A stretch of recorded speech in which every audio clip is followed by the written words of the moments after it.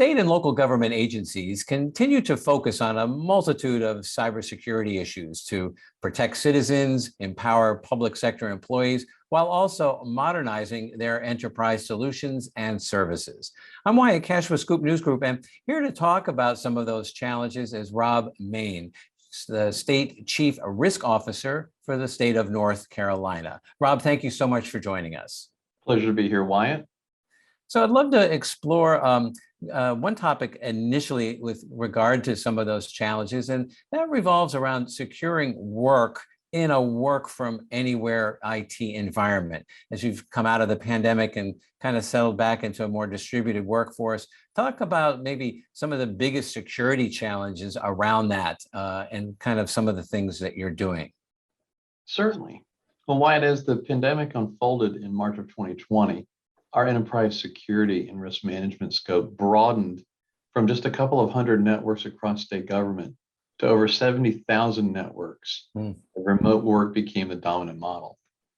Speaking only to the availability of service, our success in that journey was a direct result of intentional investments over several preceding fiscal years in the capabilities and resources necessary to support a fully remote state workforce. Now, in terms of the challenges that were brought upon us beyond just extending the scope from those couple of hundred networks to over 70,000, include the various following topics: visibility into the electronic activities of the state workforce, defensive measures employed in home offices such as local firewalls, segregation of wireless and Wi-Fi activities, DNS security and the like, and also continuous compliance with IRS Pub 1075, HIPAA, CJIS, and all of their applicable governance and regulatory models. And if you could, can you talk a little also about how you're trying to solve, it sounds like you've obviously implemented a lot of new networks, but how from there are you trying to solve the challenges of modern enterprise security with various solutions or services?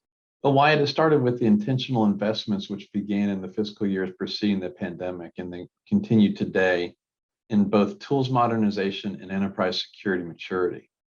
Over a year and a half into the pandemic, we took a step back and engaged a third party to come alongside us and perform a cyber maturity and tools rationalization assessment.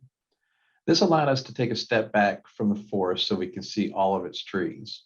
Now, out of that engagement, we were able to identify capability gaps, overlaps, as well as opportunities to expand and extend our whole of state approach to cybersecurity. This information laid the foundation for my 5-year cybersecurity spend plan. Now, with respect to my whole of state approach to cybersecurity, there are several key areas of focus.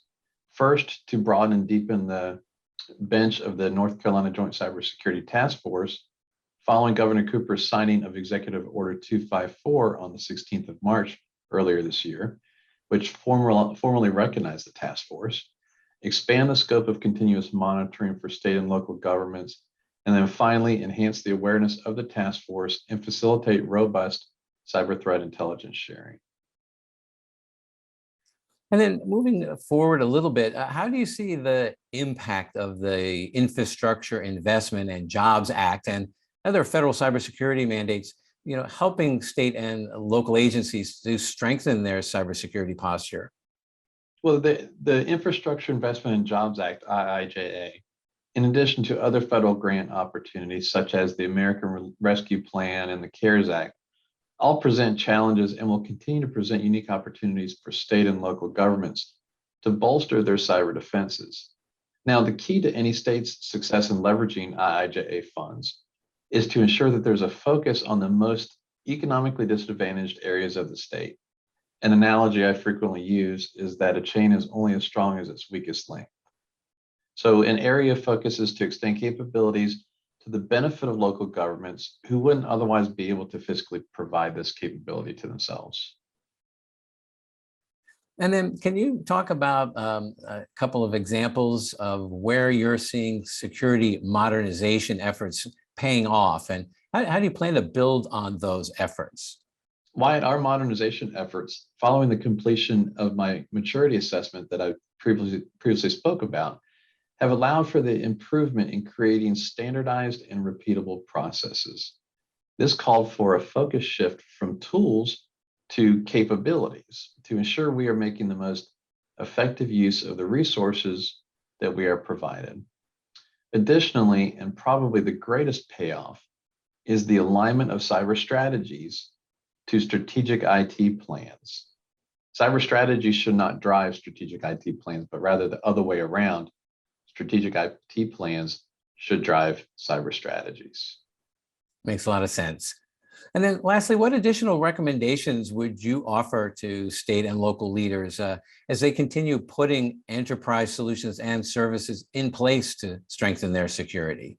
Wyatt, frankly, the strength of cybersecurity programs depends primarily on the people who do the work and our workforce development efforts afoot. Here in North Carolina, we have what's called the IT Strategy Board, which helps inform the Secretary for the Department of Information Technology to ensure that we are aligned with legislative goals and priorities, as well as to take advantage of the broad representation that makes up the board to give the best possible advice in a diversified sense to the Secretary for DIT. Now, this specific workforce development effort that I speak of is related directly to recognition of the growing gap between the number of vacant cybersecurity positions in North Carolina to those in the pipeline that are capable and qualified to fill those positions. At last check, there were over 25,000 vacancies related to cybersecurity in North Carolina alone, and that number is only expected to grow. So we have a moment now where we're faced with a significant challenge, and significant challenges oftentimes require bold ideas. The bold idea, as presented to the IT Strategy Board, was developing a cybersecurity pathways initiative that allows for a combination of a degree program journey alongside either an apprenticeship or internship for either high school students in North Carolina entering into higher education, military transitioning folks that are coming off of active duty. And when I say folks, not just the member, but also their spouses, in addition to career transitioning folks, ones that may think that they need to modernize their own skills for the digital economy. Focusing on those groups transitioning and looking at them as a pool of resources that can definitely be tapped into, the Pathways Initiative that I described will involve that education program along with that internship and apprenticeship model that will at the end turn out a commodity or a person that's able to fill a cybersecurity role in the public sector of North Carolina for an equal amount of time as was the length of their education program. Something that we've been working on, and we're driving towards securing legislative support and funding to support this effort. Well, it sounds like a great model to address that issue that I know a lot of CISOs are facing. Well, Rob Maine, thank you so much for taking a few minutes to join us to share some of your insights and some of the things that you're doing in the state of North Carolina to improve cybersecurity and also risk for the state's citizens and employees. Wyatt, thank you for having me again.